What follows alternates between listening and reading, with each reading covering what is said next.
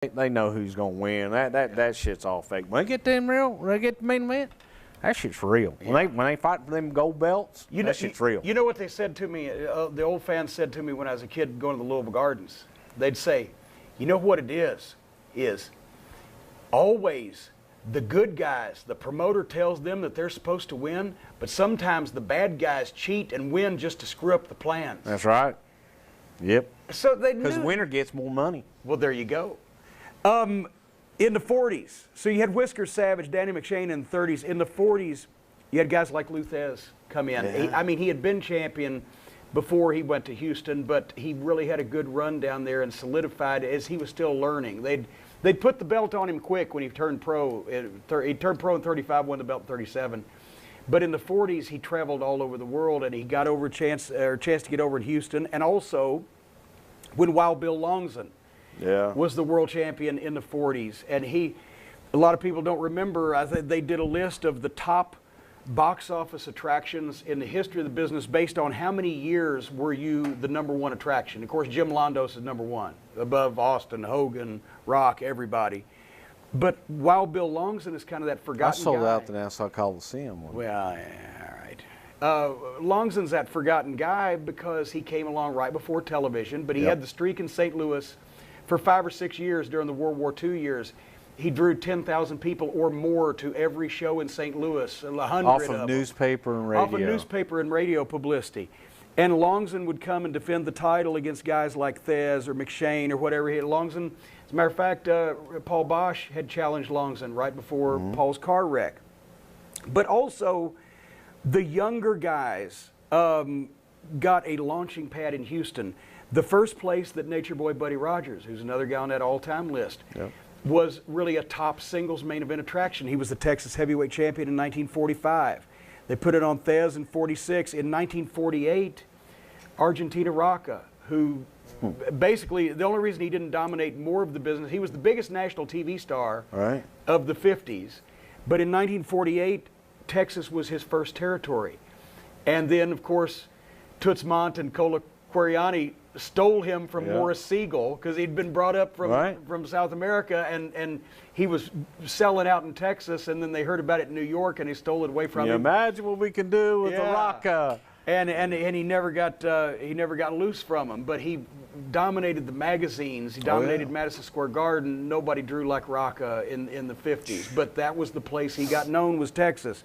In 1949, Vern Gagne was the Texas heavyweight champion. He just turned pro in 1948. He was a sports hero in Minneapolis because he was a local boy that had won the NCAA title, but they sent him to Texas to get over as a main event guy. And in 1950, it was Killer Kowalski. So they were used to seeing that level of talent, and every one of those guys that you mentioned, every single one of those guys could go. Yeah. They were all great workers. They could all go. And that is what made them in Houston specifically. Because when you have the best and you start off with the best and you bring in something else, they're not going to accept it, and they'll let you know. And I'm going to pick on some of your Tennessee guys here in a little bit. Hey, goddamn. When we get to San Antonio and how quickly that lasted. A lot of people also don't remember that Gorgeous George, not only was he, along with Milton Berle, he sold more televisions than anybody in the country and was one of the biggest box office draws in the business, but he was born and raised in Houston. Yes, went to Milby High School. Along with guys like Dizzy Davis, and who he kind of maybe appropriated some of that gimmick from to begin with. Whoever does it biggest and best. Yeah. But we moved to the 50s and 60s and 70s, and once again, we mentioned Johnny Valentine and Bull Curry, and Fritz Von Erich was huge there. The Funk Family was huge there. Wahoo, we talked about. Ernie Ladd. The big cat, Ernie Ladd. The big cat, 6'9", 325 pounds. He covers the ground he walks on. He was the first really main event spot that he had was in Houston. He challenged Thez for the title in '63 at Sam Houston Coliseum. We talked about Brody, the Sheik. Well, and going back to Ernie Ladd, Ernie was a heel everywhere he went. Yeah. Not in Houston. Because he was from Orange, Texas, and Paul refused to use him as a heel, and felt that they would not accept him as a heel and wanted him to be a babyface. And Orange is right down there in between Houston and Beaumont. Yes. Right? And of course, Eddie played for the Houston Oilers until he found out he could make more money as a professional wrestler than playing for the National Football League at that point in time. Exactly. But he's so babyface anyway. When he was so young in 1963, and he was wrestling in the off season. He played with the NFL, I think, till like 66. Yeah. But I have the program. But he's also just a natural fucking heel. Well, yeah, because he's got that voice and that size and that attitude and the way he walked and he carried himself.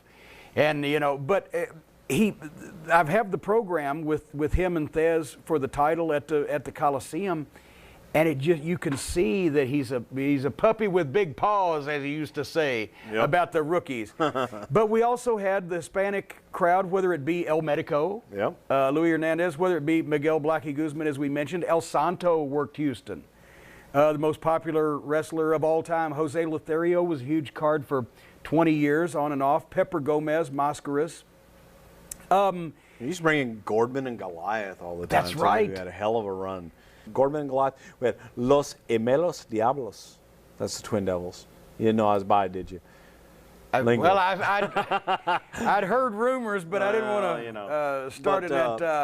But there was always that, that Hispanic audience there. We had Danny Ortiz, El Halcon, who came in, and he was God awful's word. Actually, it's 2 words, but it's one descriptor. It's a hyphen. Yes, it's a hyphen. Well, we were talking a few minutes ago about the Southwest office and the San Antonio talent, and that lasted a couple of years. Right. Then a lot of bookers. Well, I was about to say who was booking, who was calling the shots, and why did that relationship not last longer than it did? Because Houston was still doing business. And the one thing you see that was kind of constant is no matter who Paul was aligned with, who the booker was, whether business was up or down in their specific territories, Houston was consistent. Yeah, for the most part. Until really San Antonio is where we saw it starting to dip a little bit, because the deal was predicated on Wahoo being the booker. Right. And the talent that Wahoo was going to bring in. Wahoo had ties to North Carolina. Wahoo was a well-respected name, well-respected booker. Yeah. Had great ideas, and people liked Wahoo. Plus, he stood up for the guys. He was a stand-up guy. Yes. And if he asked some of the boys to do something, he had a lot of pull. Exactly. He was a man's man, and if he asked you to do something, you know, pretty much you're going to do it or else. He got Ric Flair into the Carolinas. Yeah. Pretty much when he worked for Vern, he went back down to the Carolinas and said, hey, there's this kid, you need to use him. And they, okay. So the deal with San Antonio was, you get San Antonio, you get Tully. And Tully came in, and I guess at the time, Tully was making things very difficult for Wahoo. Not just in Houston, but in the whole San Antonio territory. Tully being difficult? I know, it's hard to believe. All right. So the friction between Wahoo and Tully just became too much to where Wahoo said, I'm out. I'm leaving. I'm going to Charlotte. I'm out of here. Where he went to Tampa. And so now we're without a booker. So you're without a booker, what do? You put the kid in charge. Oh.